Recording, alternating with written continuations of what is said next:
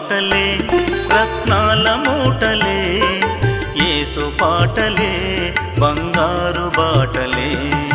యేసు మాటలే రత్నాల మూటలే, యేసు పాటలే బంగారు బాటలే. నిజ దైవం మన దైవం నజరేయుడేసుడే, నిజ దైవం మన దైవం నజరేయుడేసుడే. యేసు మాటలే రత్నాల మూటలే, యేసు పాటలే బంగారు బాటలే.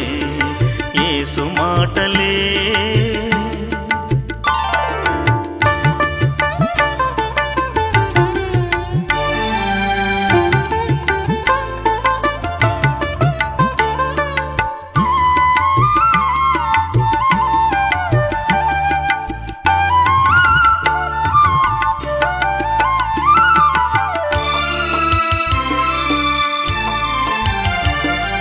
సర్వ సృష్టి కన్నా యేసురాజు మిన్న, నీ సమానులెవరన్నా సర్వమో సున్న.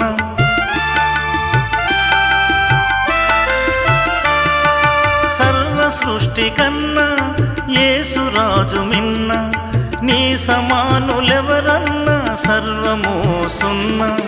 నీతి సూర్యుడా మరియతనయుడా, సత్యదేవుడా స్తోత్రార్హుడా. నీతి సూర్యుడా మరియతనయుడా, సత్యదేవుడా స్తోత్రార్హుడా. నిజ దైవం మన దైవం నజరేయుడేసుడే, నిజ దైవం మన దైవం నజరేయుడేసుడే. యేసు మాటలే రత్నాల మూటలే, యేసు పాటలే బంగారు బాటలే. యేసు మాటలే రత్నాల మూటలే, యేసు పాటలే బంగారు బాటలే. యేసు మాటలే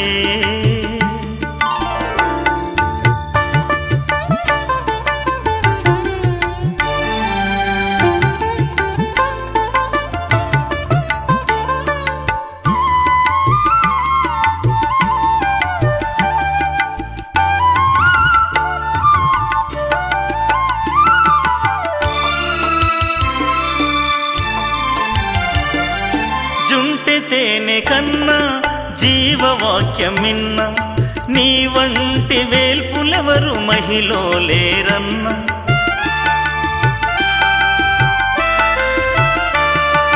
జుంటె తేనె కన్నా జీవవాక్యమిన్న, నీ వంటి వేల్పులెవరు మహిలో లేరన్న.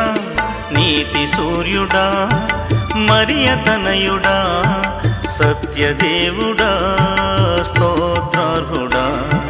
నీతి సూర్యుడా మరియతనయుడా, సత్యదేవుడా స్తోత్రార్హుడా. నిజ దైవం మన దైవం నజరేయుడేసుడే, నిజ దైవం మన దైవం నజరేయుడేసుడే. సమయంలో ప్రకటన గ్రంథము 19వ అధ్యాయము మనం 11 నుంచి చదువుదాం. ప్రకటన గ్రంథము 19వ అధ్యాయము 11 నుంచి చదువుకుందాం. మరియు పరలోకము తెరవబడిన చూచితిని, అప్పుడు ఇదిగో తెల్లని గుర్రం ఒకటి కనబడెను. దాని మీద కూర్చొని ఉన్నవాడు నమ్మకమైన వాడును సత్యవంతుడును అను నామము గలవాడు. ఆయన నీతిని బట్టి విమర్శ చేయించు యుద్ధము జరిగించుచున్నాడు. ఆయన నేత్రములు అగ్నిజ్వాల వంటివి, ఆయన శిరస్సు మీద అనేక కిరీటములుండెను. రాయబడిన ఒక నామము ఆయనకు కలదు, అది ఆయనకే కానీ మరి ఎవరికి తెలియదు. రక్తములో ఉంచబడిన వస్త్రము ఆయన ధరించుకొని ఉండెను, మరియు దేవుని వాక్యం అను నామము ఆయనకు పెట్టబడి ఉన్నది. హల్లెలూయా. క్రీస్తునందు ప్రియమైన దేవుని పిల్లలారా, మనం ఈ ప్రకటన గ్రంథాన్ని గత సంవత్సరం నుంచి ధ్యానం చేసుకుంటున్నాం.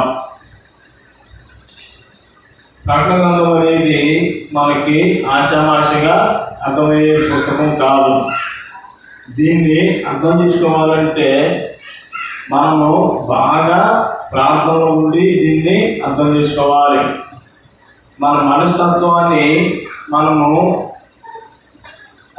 దేవుని మీద ఆనుకొని మనం చదివినట్లయితే అప్పుడు ఈ ప్రకటన గ్రంథం అనేది అర్థమవుతుంది. ఎందుకంటే ఇందులో మర్మాలతో కూడిన వాక్యమై ఉన్నది. ఇది అలంకార రూపంతో ఉన్నది. దీనిని మనం చదివినప్పుడు మనం ఏం చేయాలి? ఒక పూట ఉపవాసం ఉండి దీనిని చదివితే అప్పుడు ఇది మనకి అర్థమవుతుంది. ఇందులో మనకి ఎక్కువగా ఏం కనపడుతుందంటే దేవుని యొక్క ఆరాధన మనకి కనొస్తుంది. అయితే దేవుని బిడ్డలారా, ఇక్కడ మనం చదివిన ఈ యొక్క వేదభాగంలో మనం చూసినట్లయితే 19వ అధ్యాయం 11లో ఒకసారి చూసినట్లయితే, మరియు పరలోకం తెరవబడినట్టు చూచితిని, అప్పుడు ఇదిగో తెల్లని గుర్రం ఒకటి కనబడెను, దాని మీద కూర్చున్న వాడు నమ్మకమైన వాడును సత్యవంతుడును అను నామం గలవాడు, ఆయన నీతిని బట్టి విమర్శ చేయించు యుద్ధము జరిగించుచున్నాడు. హల్లెలూయా. అంతకుముందు గొర్రె పిల్ల యొక్క ఆ యొక్క పెళ్లి విందుకు రాబడి ఉన్నారు. వెంటనే పెళ్లి కూతురు వెంటనే ఊరికి రాగానే పెళ్లి చేసుకోవాలి. వాళ్ళు ఎక్కడ దిగుతారు? ఫార్మర్స్ ప్రకారం విడిది గదిలో దిగుతారు. వారిని మళ్ళా తీసుకొని రావాలి. ఇక్కడికి వచ్చిన నలుగురిని అన్నీ ఉంటాయి. అక్కడే దేవుడు వెంటనే పెళ్లి చేసుకోడు. మనం చనిపోగానే ఎక్కడికి వెళ్తామంట? పరదేశుకి వెళ్తాం. ఇప్పుడు పరదేశు ఖాళీగానే ఉన్నది. ఇంకా చాలా మంది భూలోకంలో అందరికీ ఏం కలగాలి? మారు మనసు, రక్షణ, ప్రార్థనా జీవితము అందరికీ కలిగినప్పుడు ఆ యొక్క రాకడలో మనము ఎత్తబడుతూ ఉంటాం. అయితే ఇవన్నీ జరిగిన తర్వాత యాహాను మరొక దర్శనాన్ని చూశాడు. ఆ దర్శనంలో ఏమన్నది? పరలోకం తెరవబడి ఉన్నది. పరలోకం తెరవబడి ఏంటి? ఆయన ప్రాంతంలో ఉంటున్నాడు. ఎక్కడ? తప్పాస్ ద్వీపంలో ఉన్నాడు. తప్పాస్ ద్వీపము ఇప్పుడు ఎక్కడ ఉన్నదంటే టర్కీ దేశంలో ఉన్నది. ఈజియన్ సముద్రంలో ఉంటుంది. ఇది టర్కీలో ఈజియన్ సముద్రంలో ఉంటుంది. అక్కడ ఆయన్ని ఏం చేశారు? అతన్ని చంపుతున్నా కానీ చనిపోవటం లేదు, కత్తులతో కూర్చున్నా కానీ చనిపోవటం లేదు. ఆయన్ని ఏం చేశారు? ఈ అపమార్గంలో వేసినప్పుడు ఆ దర్శనాలను చూశాడు. ఆ దర్శనంలో ఇప్పుడు ఇంకో దర్శనాన్ని ఆయన చూస్తున్నాడు. మరియు పరలోకము తెరవబడినట్టు చూచితిని, అప్పుడు ఇదిగో తెల్లని గుర్రం ఒకటి కనబడెను, దాని మీద కూర్చుండిన వాడు నమ్మకమైన వాడు సత్యవంతుడు అను నామము గలవాడు, ఆయన నీతిని బట్టి విమర్శ చేయొచ్చు యుద్ధము జరిగించుచున్నాడు. ఆయన ఎలాంటి వాడంట? ఎలాంటి వాడండి? నమ్మకమైన దేవుడు. ఈరోజు మనకందరూ కీడు తలపించే వాళ్ళు ఉంటారు, కానీ నమ్మకమైన వాడు ఒకే ఒక్కడు, ఆయన యేసుక్రీస్తు ప్రభువు. ఈ లోకంలో చాలా మంది మాయగాళ్ళు ఉంటారు. ఎలా ఉంటారండి? మాయగాళ్ళు ఉంటారు. మీరు పనులకు వెళితే ఆ పని ఎట్లా చేయించుకోవాలో మోసం చేసేవారు మీకు తగ్గుతారు. ఒకవేళ నేను దైవజనుడు కాబట్టి మాలో కూడా చాలా మంది మాయగాళ్ళు ఉంటారు. మీకు రిజల్ట్ జరిగిన సంగతి మీకు చెప్తాను. దాదాపు ఒక 5-6 సంవత్సరాల క్రితం నాకు తెలిసిన పాస్టర్ గారు ఉన్నారు. ఆయన పేరు నేను చెప్పను, కానీ మన దగ్గరలోనే ఉంటాడు. ఇక్కడ వస్తే మీకు చూపిస్తా. రియల్గా జరిగింది. ఆ పాస్టర్ గారికి ఒక చర్చి ఉన్నది, రోడ్డు అంటే. ఒక మోసగాడు ఆ యొక్క ప్రాంతం నుంచి ఒక చర్చి మీద ఒక కూలి వెళ్ళాడు. వెళ్ళినప్పుడు ఆ పాస్టర్ గారికి ఫోన్ చేశాడు. ఏమని? ఆశగారండి నేను పలానా సోమని చెప్పి నేను ఇట్లా చర్చిలకి డొనేషన్స్ చేస్తూ ఉంటాను, అన్నీ ఇస్తుంటాను, ఈ చర్చి చాలా బాగుందండి, మీకు ఒక ఎల్ఈడి టీవీలు ఒక 40 ఇస్తాను, అట్లనే ఒక 5-6 ల్యాప్టాప్లు మీకు ఇస్తాననేసి ఆ పాస్ గారికి మొదలుపెట్టాడు. అయితే ఈ ఆఫర్ కొద్దిమందికి ఉన్నది. నేను నాకు దేవుడు ఎందుకు ప్రేరేపించి నీకు ఇవ్వాలని అనుకుంటున్నాను. మీరేం చేస్తారంటే ఒక 18,000 నాకు ఇచ్చినట్లయితే ఈ కొన్ని లక్షలు కలిగిన ఈ ఐటమ్స్ అంతా మీకు నేను పార్సల్లో పంపిస్తానండి అనేసి ఆ పాస్ గారిని ఇదేం చేశాడు, మభ్యపెట్టాడు. అది పాస్ గారు అక్కడక్కడ అప్పులు చేసి ఏం చేసి వాడు బ్యాంక్ అకౌంట్కి పంపిన తర్వాత ఏం జరిగింది, ఇంకా వాడు ఫోన్ ఎత్తట్లేదు. వచ్చినాయండి కదంట, వచ్చినాయండి అని తర్వాత మళ్ళీ ఫోన్ చేస్తున్నానేసి ఇంక వాడు ఫోన్ ఎత్తట్లా. 4 రోజులైనా 5 రోజులు అయినా సరే ఫోన్ ఎత్తట్లా. ఈ పాస్ గారు పాపం చాలా టెన్షన్ పడ్డాడు. ఏ బ్యాంకులు అయితే ఆ డబ్బులు ఇచ్చాడో ఆ బ్యాంక్ దగ్గరికి కంప్లైంట్ పెట్టాడు. ఏమంటే ఎక్కడ ఒకరు నన్ను మోసం చేశాడు, మీరేం చేస్తారంటే నా డబ్బులు నాకు వస్తే చాలు అనేసి పాపం దండాలు కష్టాలు పెట్టినప్పుడు ఆ బ్యాంక్ వాళ్ళు కూడా పాపం సహకరించి ఏం చేశారు, ఒక కేసు రాపించారు. ఇది పొరపాటున నా అకౌంట్లో వేసుకోపోయి ఇంకొక అకౌంట్లోకి వెళ్ళిపోయింది అనేసి ఆ కేసు రాపించి ఏం జరిగింది, అది అంత క్లియర్ చేసిన తర్వాత వాడి అకౌంట్ని ఫిక్స్ చేసి బ్యాంక్ ఇవ్వలే. వాడి అకౌంట్లో ఎంత ఉన్నాయంట, సుమారు 1,50,000 ఉన్నాయి.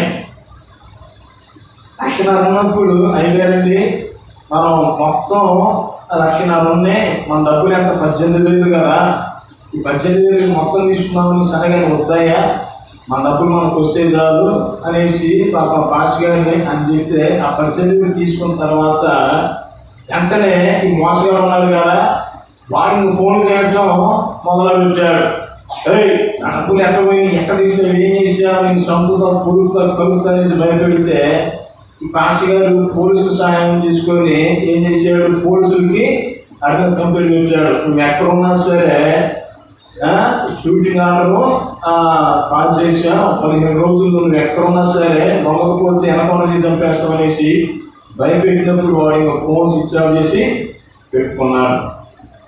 ఇలా మోసగాళ్ళు ఉంటారు. కానీ ఇక్కడ ఏమి రాబడి నాకు ఏంటంట, నమ్మకమైన వాడుగా ఉన్నాడు. ఈ లోకంలో మాయజాతి ప్రజలందరూ ఉన్నారు.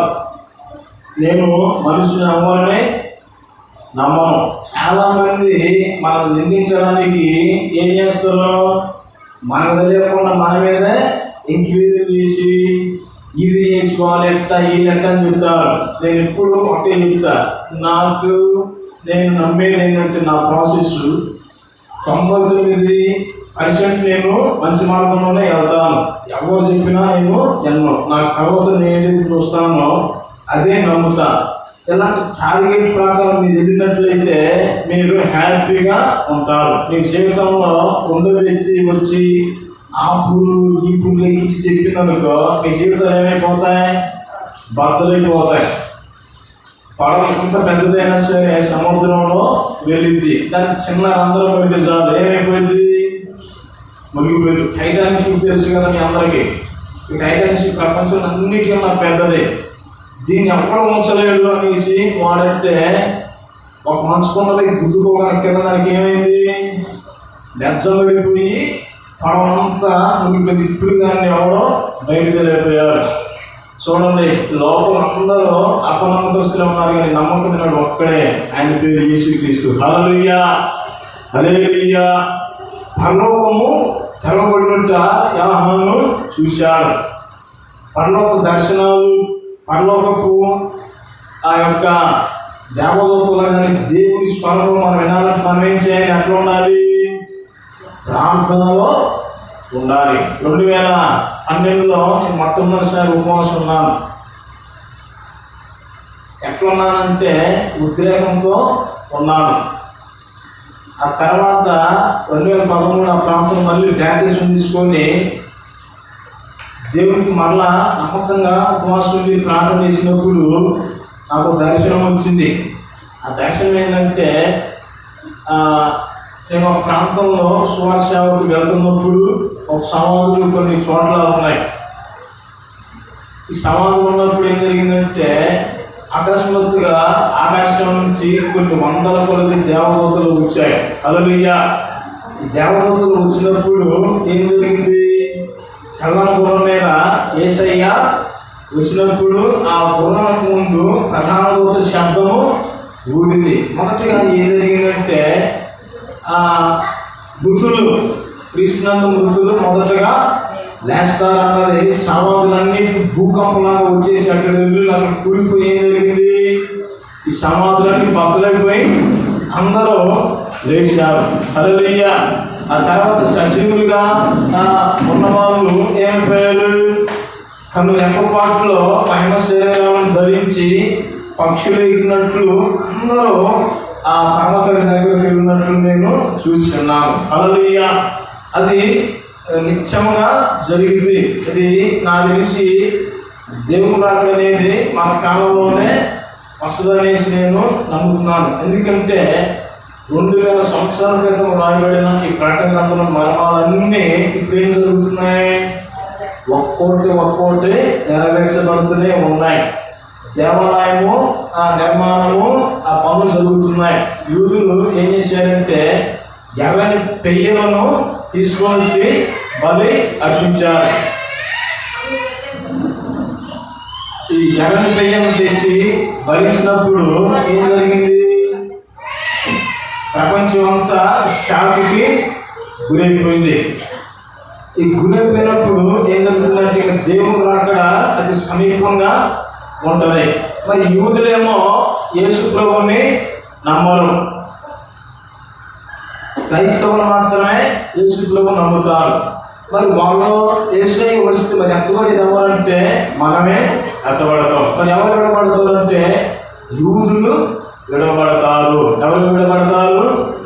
యూదులు విడవబడి వారు 7 సంవత్సరాలు భయంకరమైన శ్రమలలో వాళ్ళు గురవుతూ ఉంటారు. అయితే ఈ సంఘం అనేది ఏమవుతుంది? ఆ మధ్యాకాశానికి వెళ్ళి సంతోషంగా ఆయనతో గొర్రెపిల్ల విందులో మనము సంతోషంగా ఉంటాం. అదే ఇంతకుముందు పోయిన వారంలో మీకు అది చెప్పి ఉన్నాను. అయితే ఈసారి ఆయన ఎట్లా వస్తున్నాడు? మొదటిసారి ఆయన రక్షకుడిగా వచ్చాడు. రెండవసారి ఆయన ఎలా రాబోతున్నాడంటే తీర్పు తీర్చే దేవుడిగా ఆయన రాబోతున్నాడు. అది మనం చూసినట్లయితే అప్పుడు ఇదిగో తెల్లని గుర్రం ఒకటి కనబడేను, దాని మీద కూర్చుండి ఉన్నవాడు నమ్మకమైన వాడును సత్యవంతుడను అన్న నామగలవాడు, ఆయన నీతిని బట్టి విమర్శ చేయొచ్చు, యుద్ధము జరిగించుచున్నాడు. ఆయన దేని మీద రాబోతున్నాడు చెప్పండి? తెల్లని గుర్రం మీద. పోయిన సంవత్సరం మనం 4 గుర్రాలని ఒక వాక్యం చెప్పుకున్నాం. దాని మీద మొదటగా వచ్చిన వాడు ఎవడు? అపవాదైన సాతాను. వాడు ఎలా వచ్చిందో యూదుల్ని మోసం చేయడానికి నేను మెస్సయ్య అనేసి చెప్పుకొని కూర్చున్నాడు. కానీ ఈసారి మాత్రం రియల్గా యేసుక్రీస్తు ప్రభువే రాజులకు రాజు ప్రభువులు ప్రభువుగా ఆయన వస్తాడు. హల్లెలూయా. ఆయన తెల్లని గుర్రం ఎక్కించాడు. తెలుగు దేని సాదృశ్యం? పరిశుద్ధతకు సాదృశ్యం. దేవుడు మనల్ని పరిశుద్ధులుగా ఉండమని చెప్పి ఉన్నాడు. ఆయన వచ్చి ఏం చేస్తాడంట? యుద్ధము చేస్తాడు. దేని గురించి ఆయన చేస్తాడు? నీతిని బట్టి విమర్శ ఆయన చేస్తాడు, యుద్ధము చేస్తాడు. ఈ భూమి మీద ఎవరైతే నీతి నిజాయితీతో లేకుండా ఉంటారో వాళ్ళందరినీ ఆయన ఏం చేస్తాడు? వారి మీద యుద్ధము చేస్తాడు. వారిని ఎప్పుడు బాధపడుతూనే ఉంటారు. నీతి అంటే ఏంటి చెప్పండి? నీతి అంటే ఏంటి? హృదయంలో పాపము లేకుండా జీవించడమే నీతి. యథార్థత అంటే ఏంటి? కొత్తగా మీద కత్తి పెట్టినా సరే అబద్ధాలు ఆడకూడదు. నువ్వు అవునంటే అవును, కాబట్టి కాదు. అది యథార్థత. యథార్థత అంటే ఇంకా ఏంటి? చర్చి 7:30 కంటే 7:30 వచ్చి కూర్చోవాలి. కొద్దిగా ఆలస్యం అయితే ఏమనాలి? సరే దేవా, నా పనుల మాటలు బట్టి ఆలస్యమైన క్షమించని ప్రార్థన చేసుకోవాలి. కానీ కొంతమంది ఉంటారు మహామేధావులు. ప్రార్థన 7:30 స్టార్ట్ అయింది, వాక్యం 8:45 స్టార్ట్ అయింది. ఏదో కాసేపు కూర్చొని వెళ్ళిపోవడం వల్ల బుద్ధావసరంతో వచ్చారనుకో, దేవుడిని అందరినీ చూస్తున్నారు. వేసినంతనే జయం. మీరందరూ మంచోళ్ళు, మీరు కాదు. చాలా మంది అంతే, వాక్యం టైంకి వెళ్తారు. వారం అంతా ఇళ్ళల్లో టీవీలు, సినిమాలు, పనుల కోసం ఊరు వెళ్తే బస్సు పోతున్న ముందుగానే వెళ్తారు. కానీ దేవుని సన్నిధికి మాత్రం ఒక్కరు కూడా రారు. ప్రియమైన దేవుని బిడ్డ, ఆయన నీతిని బట్టి యుద్ధము చేస్తాడు. ఆయన నేత్రాల గురించి ఎలా ఉన్నాయో మనం చూసినట్లయితే 12వ వచనం, ఆయన నేత్రములు అగ్నిజ్వాల వంటివి, ఆయన శిరస్సు మీద అనేక కిరీటములను, రాయబడిన ఒక నామము ఆయనకు కలదు, అది ఆయనకే కానీ ఎవరికి తెలియదు. రక్తములో ఉంచబడిన వస్త్రము ఆయన ధరించుకొని ఉండెను, మరియు దేవుని వాక్యము అను నామము ఆయనకు కట్టబడి ఉన్నది. హల్లెలూయా. ఇక్కడ మనం కానీ చూసినట్లయితే దేవుని బిడ్డలారా, ఏమేమి ఉన్నాయంటే ఆయనకి ఆయన శిరస్సు మీద అనేక కిరీటాలు ఉన్నాయి. మనం పరలోకానికి వెళ్ళినప్పుడు ఏం చేస్తాడు దేవుడు? మనకి కొన్ని క్రౌన్స్ మనకి పెడతాడు. ఈ లోకంలో నీతిగా జీవిస్తే నీతి కిరీటం పెడతాడు. యథార్థంగా జీవించినట్లయితే అక్షయ కిరీటము, జీవ కిరీటము ఆయన శిరస్సు మీద పెడతారు. పూర్వకాలంలో రాజులందరూ ఏం చేస్తారంటే వారి నాశనమైనప్పుడు వారికి కిరీటాలు ధరింపజేస్తాడు. అట్లనే మనం పర్వతానికి వెళ్ళినప్పుడు మనకు ఆయన ఏం చేస్తాడంట? కిరీటాలు పెడతారు.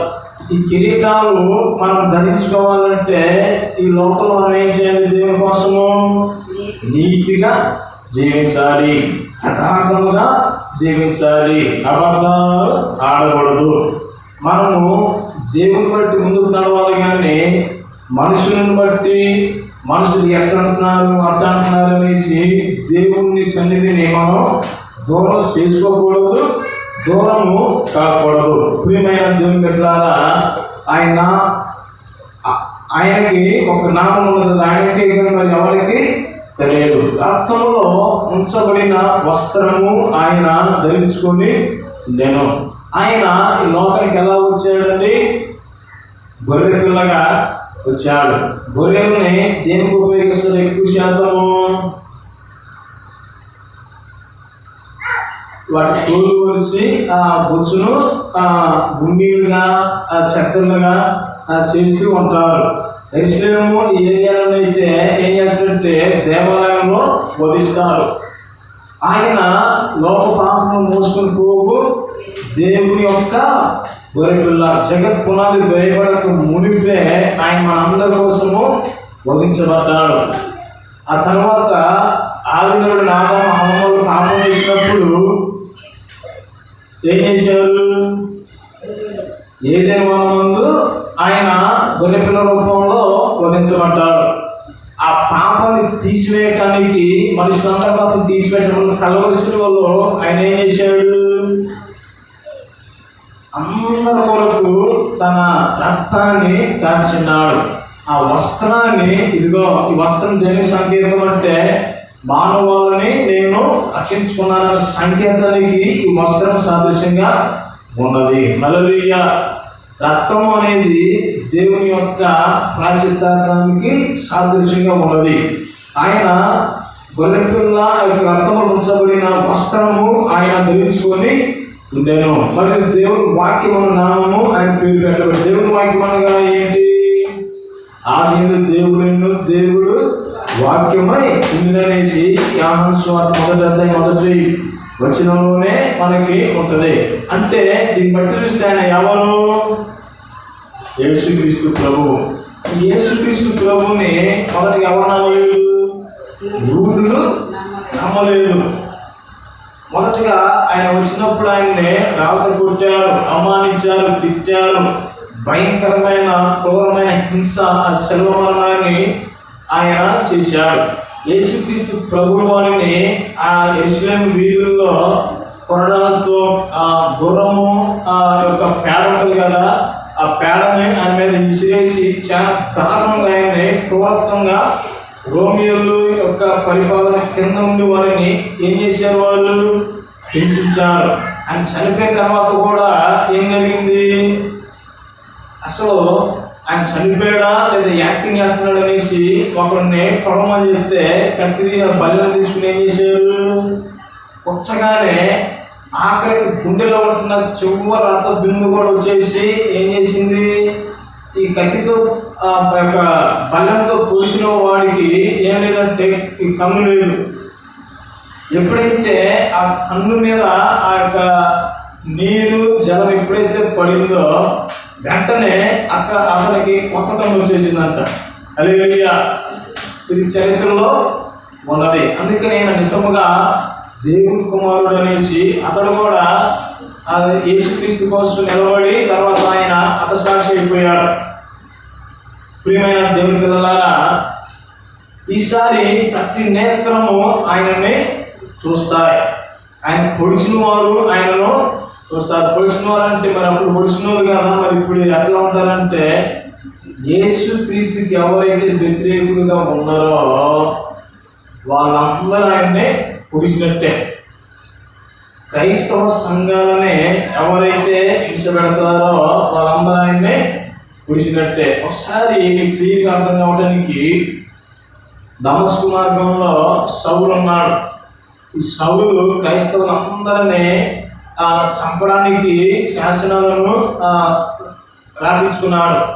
ఈ యెరూషలేములో యూదయ ధర్మశాస్త్రం తప్పనించి ఇతర మతస్థులు ఎవరు ఉండటానికే వీల్లేదనేసి క్రైస్తవులందరినీ చంపడానికి ఇళ్లలో చొరబడి అందరిని బయటికి లాగి క్రూరంగా హింసించడం ప్రారంభించాడు.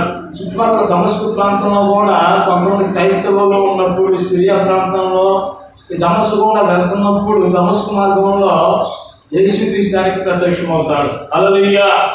ఆయన ఏమంటాడంటే, సౌలా సౌలా నన్ను ఎలా నీవు హింసిస్తున్నావు అన్నాడు. అదేంది? నేను ఎప్పుడు నేను చూడలేదు, నేనంటే నేను పొడుస్తా, నేనట్ట నిన్ను రాయితో కొడదా అనేసి మనకి డౌట్ రావచ్చు. ఆయన కూడా డౌట్ వచ్చింది, హింసిస్తున్న యేసును నేనే అంటే. ఇక్కడ సంఘము హింసించబడుతున్నప్పుడు ఆ దెబ్బలంతా ఎవరికి పడతాయి? దేవుడికి పడతాయి. హల్లెలూయా! ఈరోజు నిన్ను తిట్టినా సరే ఆ నిందంతా ఎవరి మీద పడుతుంది? దేవుని మీదే పడుతుంది. నీ జోలికి ఎవరు వచ్చినా సరే దేవుడే దాన్ని డీల్ చేసిన పక్షాన ఆయన ఏం చేస్తాడు? కార్యం చేస్తాడు, అద్భుతాలు చేస్తాడు. నన్ను ముట్టినవాడు నా కనుగుడును ముట్టినని వాక్యం ఉన్నది. ఈరోజు నాకు ఎంతలా పండలాంటి సమస్య వచ్చినా సరే నేను మనుషులకి ఎవరు చెప్పను, దేవునికే చెప్తాను. మన మనుషులకి చెప్తే వాళ్ళ బట్టి ఏమవుతాయి? ఆమె తగులుకొని, వాడు చేమ తగులుకొని జగడాన్ని జుట్టులు పట్టుకొని కొట్టుకునే ఉంటాయి. అదే దేవుడికి చెప్పామనుకో, దేవుడు ఏం చేస్తాడు? ఇప్పుడు నువ్వు నన్ను యాక్సిడెంట్ చేసి చెప్తే అది కేసు అయింది. హార్ట్ అటాక్ చెప్తే కేసు పెడతారా? దేవుడు తెలుసుకుంటే అట్లా చేయగలడు. యేసు రక్తమే జయం. ప్రియమైన దేవుని మీద ప్రతిదీ ఏం చేయాలి?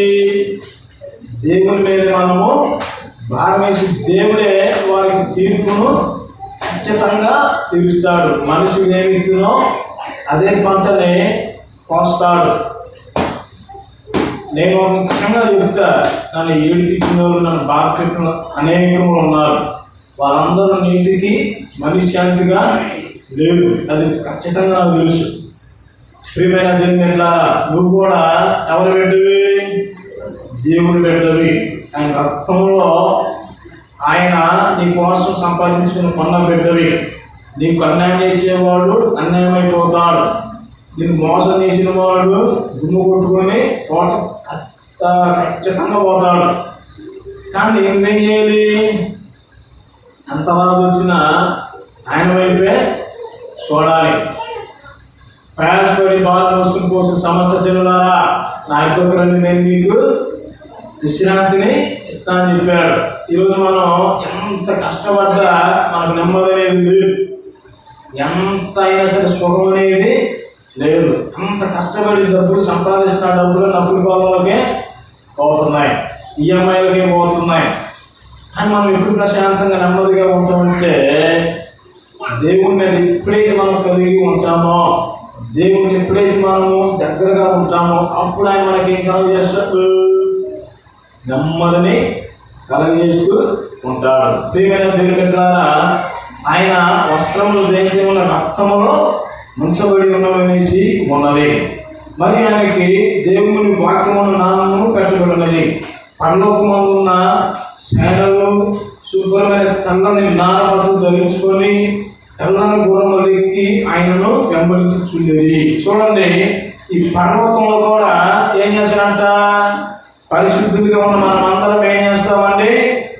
తెల్లని గుర్రాలు ఎక్కి ఆయన ఎట్టుపోతే మనము సంచరిస్తూ ఉంటాం. హల్లెలూయా. ఇప్పుడైతే అన్ని వాహనాలు వచ్చాయి. మరి ఆ పరలోకంలో ఇంకా ఎలా ఉంటుందంటే, భవిష్యత్తులో ఇది ఒక 2000 సంవత్సరాల క్రితము రాయబడి ఉన్నది. ఈ ప్రకటన గ్రంథంలో రాయబడినట్టు గుర్రాలు కానీ పక్షులు కానీ ఇలాంటివన్నీ ఈ జనరేషన్లో ఉండవు. అవి ఒక సాదృశ్య రూపాలను వాటిని చూశారు. బైబిల్లోనే బాంబులు ఎట్లా తయారు చేయాలి, అణుబాంబులు ఎలా తయారు చేయాలి, వాటి గురించి ఇందులో పూర్వమే రాయబడి ఉన్నాయి. ప్రపంచ యుద్ధాలు ఎలా జరుగుతాయి, భూత భవిష్యత్తు వర్తమాన కాలంలో ఏం జరగబోతుంది అన్నది ప్రపంచంలో ఏ గ్రంథంలో లేదు, ఒక బైబిల్లోనే ఉన్నది. హల్లెలూయా. అయితే దేవుని బిడ్డలారా, ఈ మూడో ప్రపంచ యుద్ధం గురించి వేరు గ్రంథంలో బైబిల్లో రాయబడి ఉన్నది. ఈ యొక్క ప్రకటన గ్రంథంలో కూడా ఉన్నది. మనకి ప్రపంచ యుద్ధాలు, మూడో ప్రపంచ యుద్ధంలోని, నాలుగో ప్రపంచ యుద్ధంలోని, ఐదో ప్రపంచ యుద్ధమే రాని. ఈ యుద్ధాలతో మనకు అవసరం లేదు. మనము ధన్యులు. ఎందుకు తెలుసా? యేసుక్రీస్తుకు కలిగిన ప్రతి ఒక్కరూ ధన్యులే. ఎందుకని? మనం చనిపోతే మనం కళ్ళు తెచ్చేది ఎక్కడ? దేవుని ఎదుగుతున్నాయి. ప్రియమైన దేవుని పిల్లలారా, ఇంకా మనకని చూసినట్లయితే పరలోకంలో ఏం చేస్తారంట? నార వస్త్రాలు ధరించి ఆ యొక్క గుర్రాల మీద వాళ్ళు ఏం చేస్తారు? యేసు ప్రభువుతో ఎక్కడికి పోయినా సరే ఆయన్ని వెంబడిస్తూ మనం కూడా ఉంటామని ఇక్కడ రాయబడి ఉన్నది.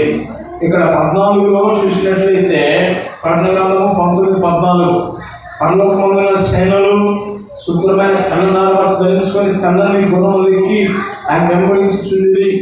జనములను కొట్టుటకై ఆయన నోటి నుండి వాళ్ళ ఖడ్గము బయలు వెడలుచున్నది.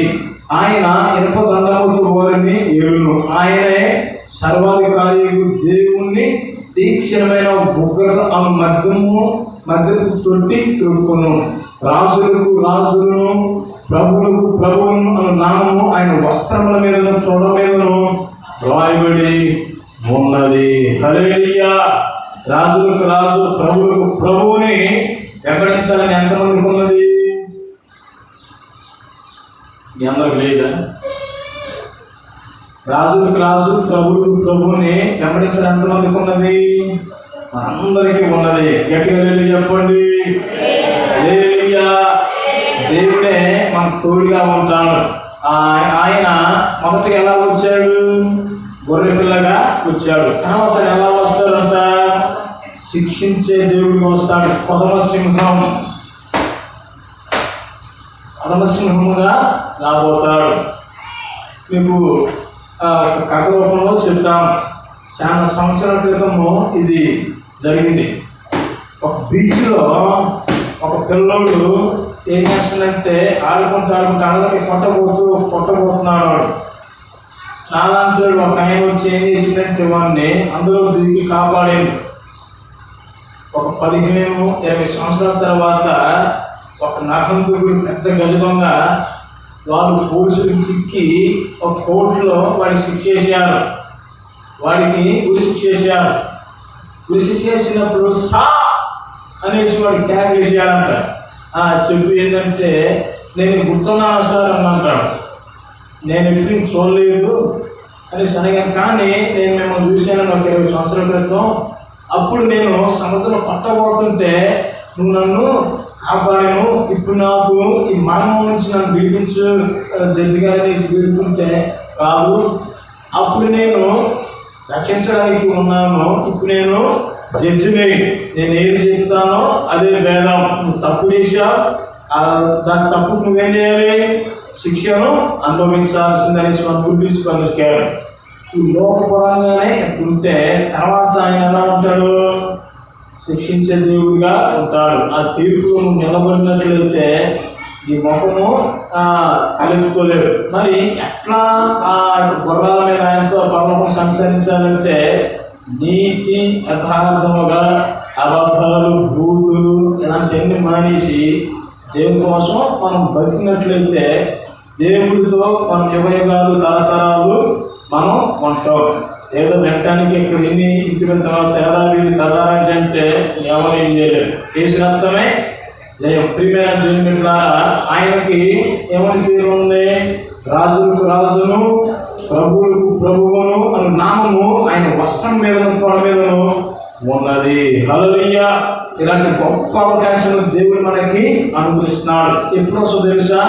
యేసు ప్రభువుని నమ్ముకొని మనము ఈ లోకం యేసయ్య ఏ విధంగా జీవించాడో అలానే మనము జీవించాలి. మనకు వచ్చే కష్టాలు, మనకు వచ్చే శోధనలన్నీ ఆయన భరించాడు. మొమ్మూరి దేవదాసయ్య గారు ఒక మాట అంటాడు. చిన్నప్పుడు ఆయన ఒక స్కూల్లో జాయిన్ చేసినప్పుడు పరలోక ప్రార్థన చేయమన్నారంట. పరలోక ప్రార్థన చేసినప్పుడు నువ్వు నీ వ్యక్తిగత ప్రార్థన ఎలా చేస్తావు చేయమన్నప్పుడు ఏం జరిగింది? ఆయన ఒక టేబుల్ వేసాడు. చిన్నపిల్లలు 6-7 సంవత్సరాలు ఉంటాయి అంతే. యేసయ్య నీ వయసులో నువ్వు ఎలా జీవించావో అలానే నేను జీవించినట్టు నాకు సహాయం చేయమని ఆయన ప్రార్థన చేశాడు. యేసయ్య ఎలా జీవించాడో మనము అలానే జీవించాలి. హల్లెలూయా. ఆయన దరిదాపు 105-110 సంవత్సరాల్లో నెమ్మదిగా సంతోషంతో ఆయన జీవించి దైవ మిషన్ ఆయన స్థాపించాడు. దేవుని మీద ఎవరైతే ఆడుకుని జీవిస్తారో వారిని ఆయన ఏం చేస్తాడు? పూర్ణ శాంతిగా వారికి మారుస్తాడు. నీకు శాంతి, సమాధానము, ఆ దైవరాజ్యంలో ఆ అవకాశము రావాలంటే నువ్వు దేవుని నమ్ముకొని ఈ పాపాలన్నింటిని ఒప్పేసుకొని దేవుని కొరకు జీవించినట్లయితే దేవుడితో ఆ యొక్క పరలోకం మనం సంచరిస్తాం. దేవుడి యొక్క కృపాధన్యత దేవుడిని అందరికీ అనుగ్రహించిన కనుక ఆమె